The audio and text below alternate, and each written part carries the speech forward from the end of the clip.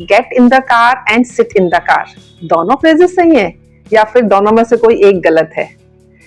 तो पता करते हैं ये दोनों फ्रेजेस के बारे में, क्या सही है या गलत है, या फिर अगर डिफरेंस है तो क्या है, या हम इनको कब यूज करते हैं, इनका यूसेज जानते हैं, इनका मीनिंग जानते हैं। क्योंकि इतने कॉमन है कि हमारा कभी ध्यान ही नहीं जाता कि ये गलत भी हो सकते हैं, लेकिन इनमें डिफरेंस भी है और इनमें गलतियां भी है। तो देखते हैं।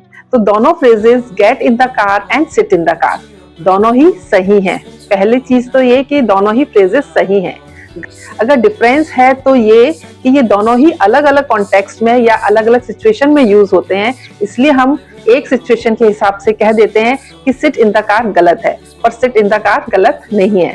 तो देखते हैं क्या सिचुएशंस हैं जहां पर ये दोनों ही फ्रेजेस यूज होते हैं और अपनी अपनी जगह दोनों ही फ्रेजेस बिल्कुल सही है, गलत नहीं है, लेकिन इसका कॉन्टेक्स्ट जानना जरूरी है किस सिचुएशन में हम इस फ्रेज को यूज करते हैं।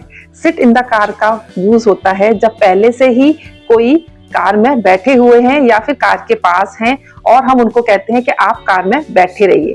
सो when someone is already seated in the car और near the car and we want them to be seated in the car.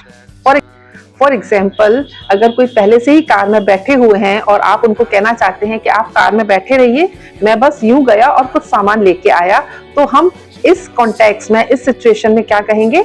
Sit in the car. For example, you stay sit in the car while I get the grocery, आप car में रहिए, मैं grocery लेकर आता हूँ या आती हूँ। Another example we can say, stay seated in the car, I will be back in a bit.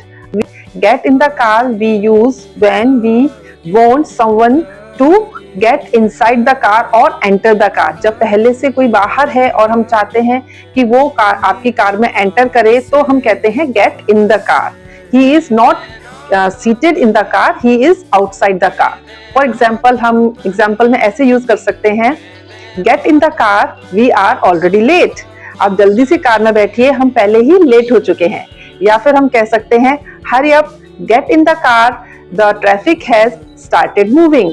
जल्दी से कार में बैठो, ट्रैफिक अभी चलने लगा है। So I hope now it is clear what is the difference between sit in the car and get in the car. So keep learning, stay motivated, and if you have not subscribed my channel, please do it now and share it with your friends and family so that they can also learn English and make their journey more natural and more easy. Thank you.